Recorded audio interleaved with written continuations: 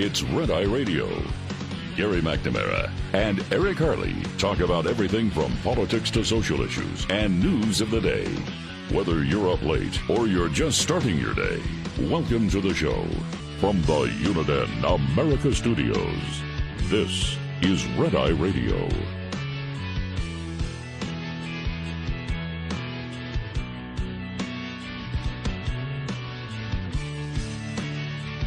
Hello and welcome. He's Gary McNamara. I'm Eric Harley. As we continue the Tuesday show, and where did you go? So I'm sitting here reading, and then I look up, the music's going, and I'm pointing over to your side, not looking, and I look over, and there's nobody there. I'm sorry. Did the fire alarm go off and I not hear it? What happened? No, I went out for a Coke break. Yeah. Oh, so it was yours. Yes. Okay, we all thought so. But... The little mailbox cubby hole when you come in the door. Hey, who took my Coke? There's no cameras there. Yeah, Everywhere else there is, but in that hallway, exactly. There's no cameras in the cubby hole. There. Yeah. Anybody seen my Coke? Yes. I'm not even ready. I don't even have my. I need to put my reading glasses Hunter on here. Biden comes back to the White House. Come on, guys. This isn't funny. I left it right here in the cubby hole. I just love the headline of Miranda Devine, New York Post. Secret Service's probe of Coke found in White House blows.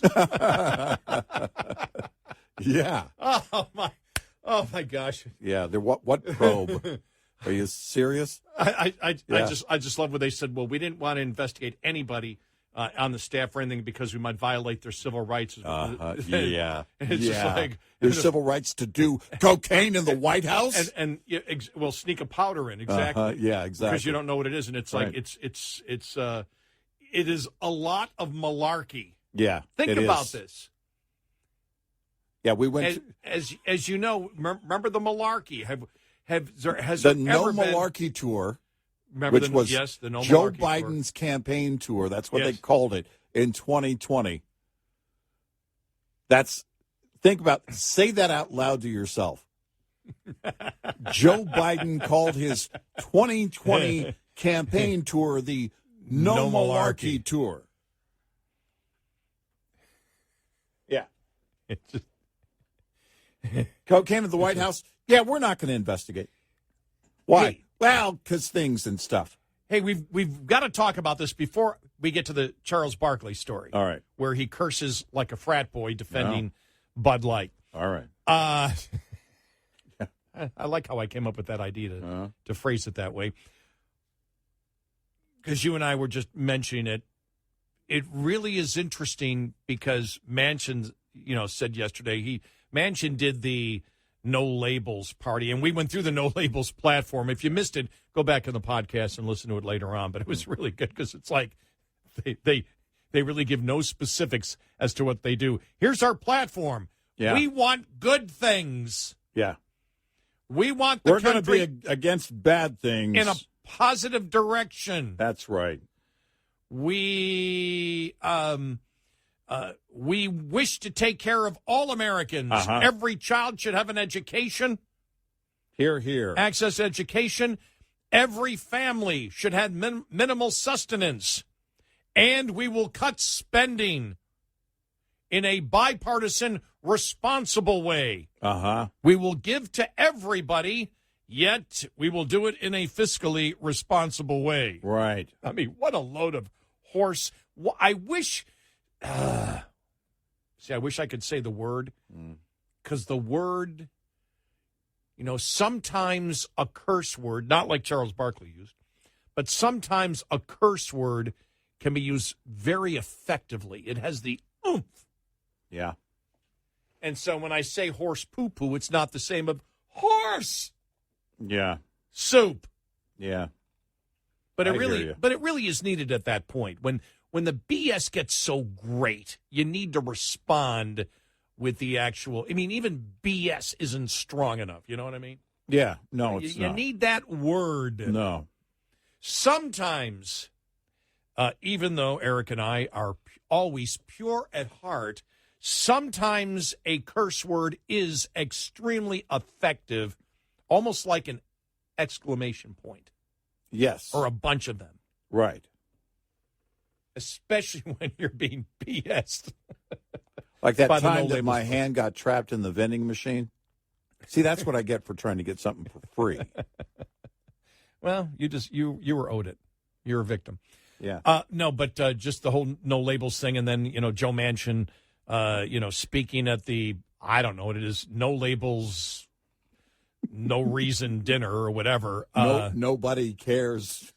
No labels. Well, no labels. No voters. Well, remember, Joe Lieberman said attacks prove the no labels is a threat to major parties.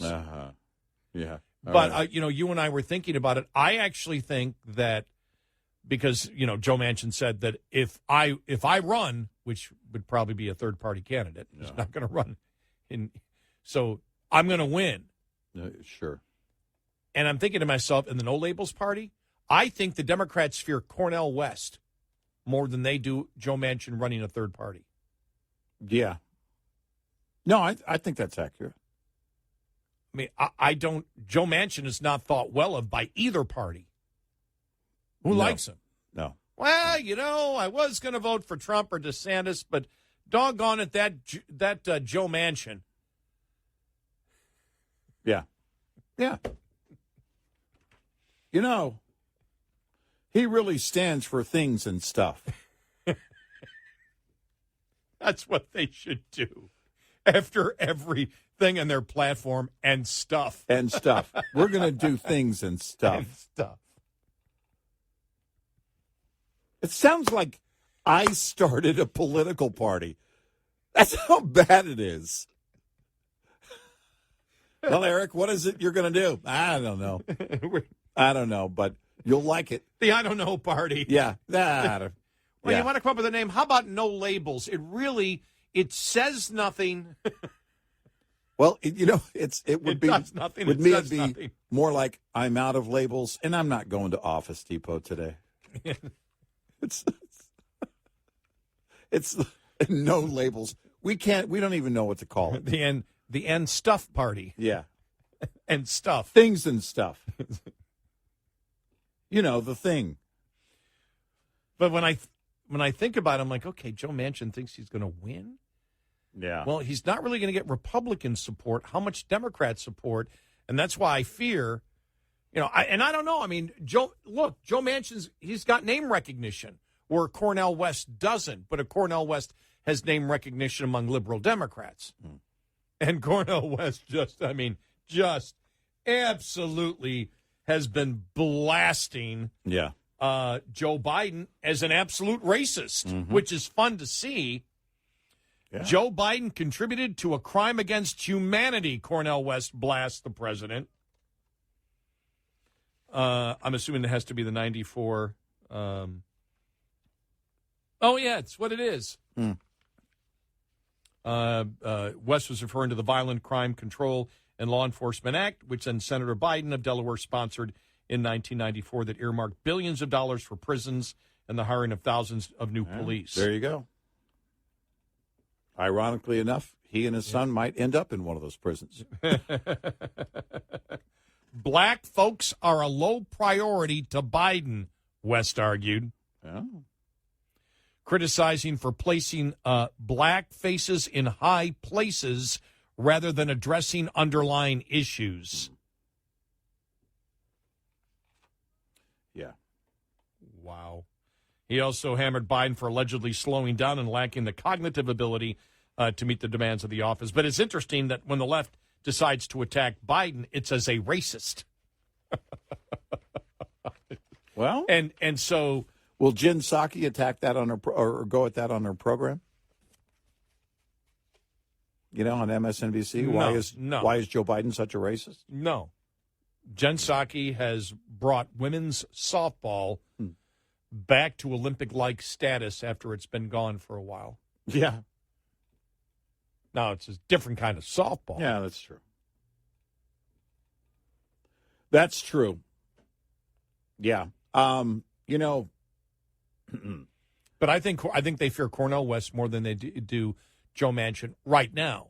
Now, I don't know. Again, who knows what's going to happen? But the No Labels Party said, remember, oh, wait a minute, there's a No Labels Party. What's the other party? The Forward Party. Now, where's the Forward Party? I'm sorry. No, it's a good question. Where do they go? Okay. The Forward Party, also known as Forward, is a centrist political party in the United States. Okay, and that's Andrew Yang's party. Right. So it seeks to have affiliates with ballot access in 29 other states by the end of 2023 and achieve ballot access in 50 states by 2024. Right now they have 2. So, and I don't know where they stand. Remember, Andrew Yang giving away $1,000 isn't enough. No. Their original platform included instituting 18-year term limits to members of Congress. Also sought to establish a new cabinet level Department of Technology. Oh yeah, that's what we need. Uh-huh. The party supports civic juries, which are professional juries. Absolutely not. No. Absolutely not. The party supported data as a property right. I don't know what that means.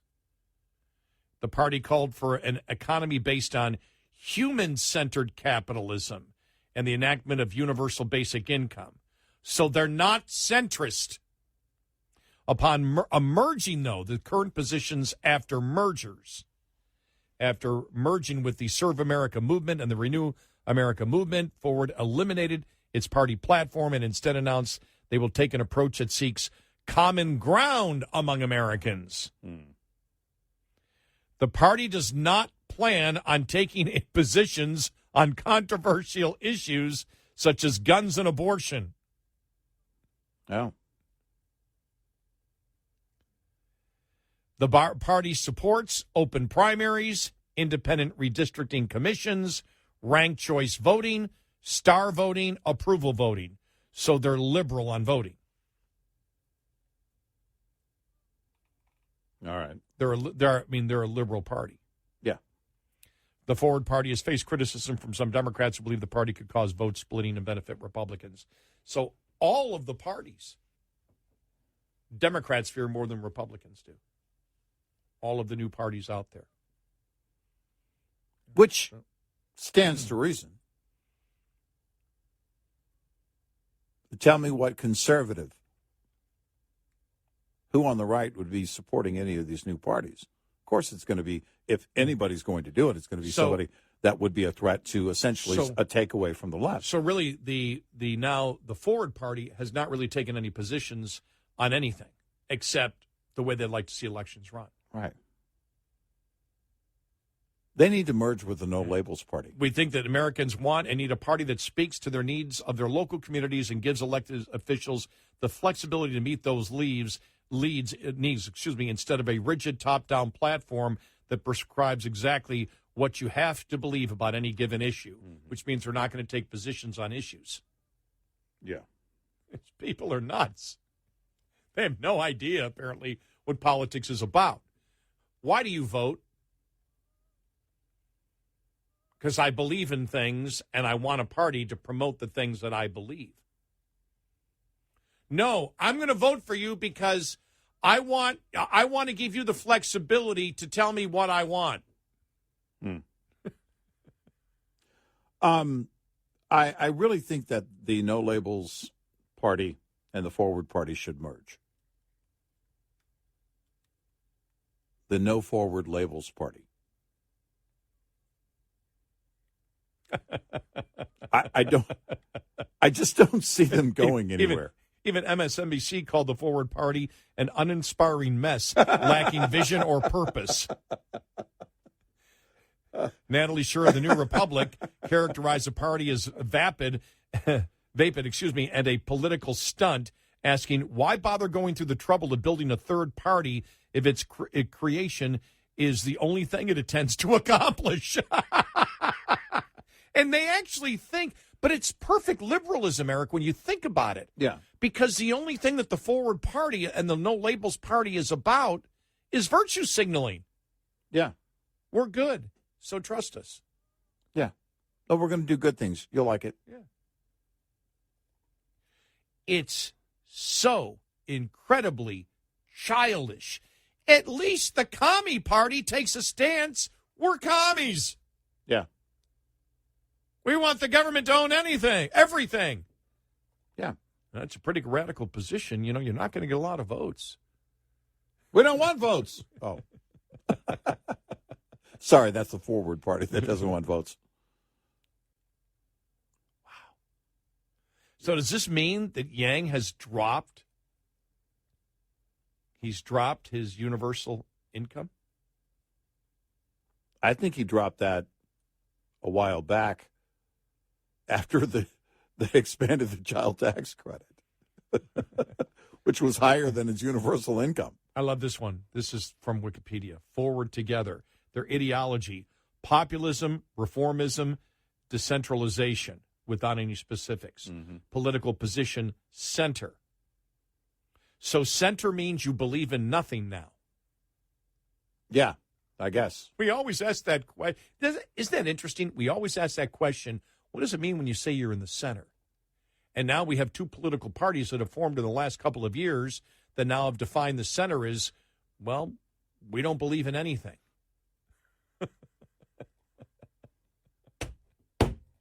You can't make this up. No, that's where it always was. The Forward Party and the No Labels Party, same thing. We're going to do good things, not bad things. Things that the people want. What people? You know, the people. Aren't you for good? Aren't you for good? What are you, against good things? You're for bad things, aren't you? You're pro-bad. See, what you want is the pro-bad party. I'm going to start that just so we can have a debate. Good, bad, Yeah, good. exactly. Good, bad, good. Right. Bad, good. That might be more exciting. Yeah, I think it would be. It would be more interesting. Some of the primary debates probably coming up for us. Yep.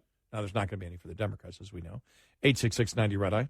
Days following the official event, a ceremonial swearing-in of new USDA Deputy Secretary Xochitl Torres-Small occurred Monday at the USDA patio in Washington, D.C. I, Xochitl Torres-Small, do solemnly swear that I will support and defend that I will support and defend the Constitution of the United States. the Constitution of the United States. Agriculture Secretary Tom Vilsack administering the oath of office. Deputy Secretary Torres-Small said, in addition to the work of Agriculture Department officials, staff, and employees serving the public. Knowing this department, I know that each of you can think of a time when you've had to answer the call to service in an extraordinary way. Because here at USDA, we know the importance of our many missions, and we touch people's lives every single day. And by touching people's lives every single day, we get to become part of their story. I'm Rod Bain reporting for the U.S. Department of Agriculture in Washington, D.C. This report is made possible by Cenex Roadmaster XL Premium Diesel and Citgo Lubricants. Coming up, more with Gary McNamara and Eric Harley. It's Red Eye Radio.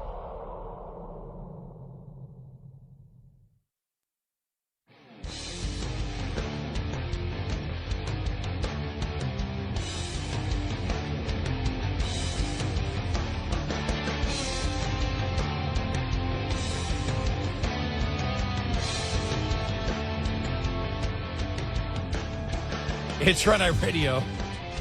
He's Eric Harley, and I'm Gary McNamara. Coming up, Charles Barkley supports Bud Light. All right.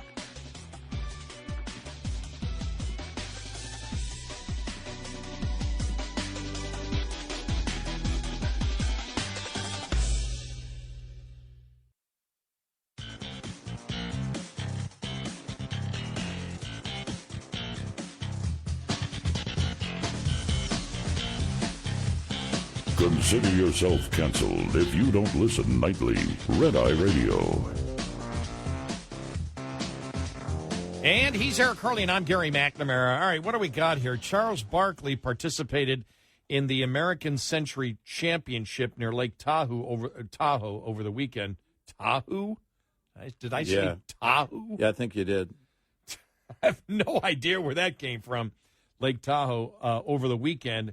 And while his performance on the golf course wasn't anything to write home about, he did raise eyebrows with his remarks about Bud Light at a club. He was seen Friday and Saturday night talking to bar-goers and telling them that he was going to buy them beer, Bud Light to be specific. I want y'all to drink this effing beer. I want you all to drink this effing beer. Man, he sounds like a frat boy, huh? Yeah. So I guess he wants them to drink the beer. Well, I guess so, but I guess it is the fraternity boys that drink the Bud Light, huh? I guess. He said in a video surfaced on TikTok on Friday night, I got 3 cases of Bud Light. Hey, I want to say this. If you're gay, bless you. If you're transgender, bless you. Okay. If you have a problem with that, F you. All right. Barkley made another impassioned speech the next night. I'm going to buy some drinks for y'all. I'm going to buy Bud Light. Okay. And I'm going to tell y'all something, all you rednecks and a-holes. Wow. Certainly. It certainly sounds like that frat boy drinks Bud Light. Yeah, that's wow. I ain't worried about getting canceled because let me tell you something. If y'all fire me and give was he drunk? If y'all fire me and give me all that money, I'm going to be playing golf every blanking day. I said last night, if you're gay, God bless you. If you're trans, God bless you. If you have a problem with them, blank you. Okay. So there you go. Well, there's at least one person drinking Bud Light. I like this. Barkley finished 81st in the tournament, just ahead of Jim McMahon. Oh, my God. Jim McMahon? What year is this? Is this 1985? Was this a seniors golf thing? Were they doing the shuffle? The Chicago, the Bear, what was it called? I forgot. I just remember the shuffle. I just remember. Who was that? Jim McMahon. Just ahead of Jim McMahon. Wow. The only thing you can say for your golf performance is, wait a minute, I'm better than Jim McMahon. Wait a minute. What? But Barkley beat anybody? How bad of a golfer is Jim McMahon? Oh, here's my question. Was Jim McMahon even there? Because I question that. I'm sorry, I can't even. It's Barkley, so it's like whatever. Yeah. All right, so this column appeared, and it says a lot of what we've said before. All right. I saw this, let me just see, it was editorial. It was Douglas Schoen, the Democrat consultant, who had a, here it is, GOP culture wars dooming the party to failure. I don't think for any of these debates that we have that anybody on the Republican side should talk culture wars or use the term woke. Okay. I think you should speak specific on the issue that they're talking about. Because if someone comes, well, you guys in the culture wars, I'd say, excuse me, I don't think having the racist opinion of critical race theory combined with identity politics that the Democrats hold have anything to do with culture. It has to do with racism. You're a bunch of racists. You judge people by groups. You call it whatever you want. I'll call it racism. Don't let them define Don't let them define it. And Madeline Kearns has a column here at National Review, 5 ways to fight trans activists in everyday conversation. Number 1, reject the jargon. Avoid nonsense terms such as cisgender and non-binary. Be wary of terms that are used to assert a metaphysical truth claim, gender identity. In political debates, do not use pronouns that contradict biological reality. It's something that we've talked about. You see it in the New York Post. Mm-hmm. They'll write a story that seems to be critical of the radical transgender movement, and they'll use the preferred pronoun of the person. We're like, well, that defeats your entire argument here. Right. When you hear someone mention the Don't Say Gay bill, offer its real title. Say, nope, that's not the bill. Why are you lying about it? It's the Parental Rights and Education Act, and explain what it does. When the so-called Equality Act is championed as necessary anti-discrimination legislation, explain that it would redefine sex to include gender identity and destroy women's sex-based rights and protections, as we have done. Puncture euphemisms. Unpack the terms such as gender-affirming care. Be specific and matter-of-fact. Double mastectomies for girls, sterilization cross-sex hormones. And go on from that. Correct mischaracterizations. This is something you and I've done how many times? There is no ban on transgender athletes in women's sports. No. Athletes identifying as transgender remain free to compete in sports that correspond with their sex. Yep. Really? There are bans on male athletes in female sports and vice versa. Likewise, there is no ban on health care for transgender children. That is a lie. Children identifying as transgender have the same access to medical care as every other child. What is really being banned in some places are unsafe medical experiments on minors. Showcase harms. Transgender activists present individuals who they allege have suffered due to failure to meet activist demands. First, we need to debunk these allegations. Transgender ideology is what causes harm, not the refusal to cooperate with it. Second, showcase these harms. Those who detransition, rushed into irreversible treatment, female athletes denied fairness in sports, vulnerable women forced to share prisons or intimate facilities with men. Have real-life examples handy. Great point. Yep. Don't let the left define the arguments by using the words and phrases that they use. Because when you do that, you let them control the language, which is more than half the point. It's exactly what they want to do. So when you give in to that, you're allowing them that control. And if you're doing that, you might as well pick up the banner for them and march in their parade. Yeah, I thought when Jordan Peterson was asked the question, well, would you use a person's preferred pronoun in private? And he said, well, that's negotiable. Yeah. And I said, no, that's not. Well, no. Because it's a scientific. Right. You're talking science at that point. I'm not going to deny science in a private conversation. Right. I'm going to tell the truth. If you're not, again, if you're not fighting against this, because what they have, and we've seen this, they're trying to legally control the language.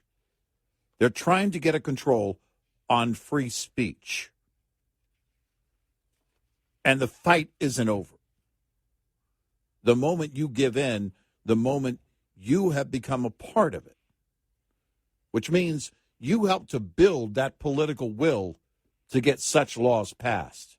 Mm-hmm. Now, we believe they're unconstitutional and that they will fail at the highest court. But it doesn't mean that you give up the fight and say, well, I'll just let, like George W. Bush, I'll just let the high court decide. I know parts of this are unconstitutional, when signing McCain-Feingold. McCain-Feingold, right. But we'll just let this get to the courts. It took 5 years to get that done. No. I'm not going to be a part of it. Period. And finally, wow, the vice president of the Los Angeles Police Union has encouraged L.A. police officers to ditch the city and find work elsewhere during unsuccessful salary negotiations with the city. Los Angeles Police Protective League vice president made the statement in a comment from her personal Facebook page as the negotiations were being handled in late June. Sanders wrote in the now deleted statement that the L.A. City Council was stacked against the police. Go somewhere that respects the work you do and you don't have to beg for a great contract, she wrote. Go somewhere that has a city council or city manager that openly acknowledges the great work you do. Go somewhere that doesn't have 2 or more city council members who hate you. No exaggeration. Wow. The LAPPL represents the city's roughly 9,000 police officers. The city has already lost 1,000 officers since 2019. The churn rate is incredible. And it's not going to improve until you get those city leaders who are in support of law enforcement. You're just not going to get it. And as long as you have, again, liberals leading the way, tell me how that's going to change. Tell me how a city like, whether it's L.A., San Francisco, Portland, any of them, are going to make a turnaround. You don't make a turnaround because there's not going to Austin. You saw what's going on down there. Yeah, now. You're not going to have a turnaround. You're not going to have a conservative group come in and get elected on all seats on the city council. Yep, it's not going to happen, and so it's not going to change. Look, D.C. is screaming now, but a few months ago in March, there's no crime. Don't believe the hype. There's no crime going on here. And now they're screaming that people are being murdered in their streets, which they are. Yeah. And the one council member said, you can get away with murder You can here. get away with murder. And in March, the crime rate's exaggerated. Exactly. That's quite a turn. And yet the liberals will still be reelected to those posts. 866-90-RED-I. Lines open for your calls. 866-90-RED-I on Red Eye Radio.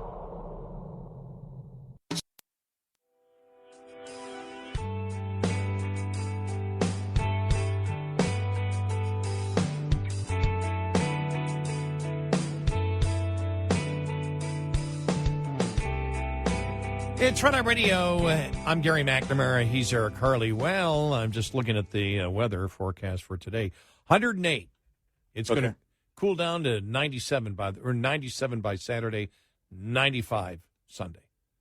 Yeah, my neighborhood says 93 on Saturday. So, yeah. You got rain expected? Nope. And I'm pretty pleased with that.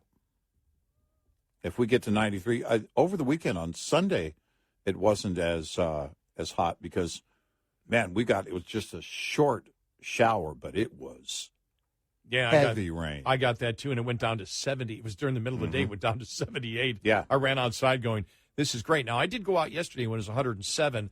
The humidity was, and I did some work outside, and the humidity was so low, it wasn't bad. It really is true. You get up there and the humidity, you have a 90. We had a couple days a few weeks ago, and it was like 91 and 93, but the humidity was through the roof where it felt like 113, 114 degrees. Yeah. Those were brutal days. Yesterday, when it was 107, was nothing compared to those days. I was like, well, this is okay. Our last day at the beach, 78 degrees for the high. Cloud cover all day, and, of course, you're on the water, so there's lots of breeze. It was so great. It was so great. That will probably never happen again during the week of the 4th of July. Usually it's 90 to 92.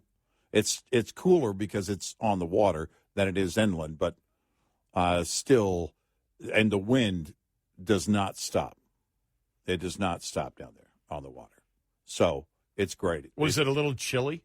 Actually, we got in the water. The water was a little cold because it was that morning. It was only 71, 72. And so when you get in the water really cools you off, as opposed to 92 when the sun's coming out, in the afternoon. But it was just great. We loved it.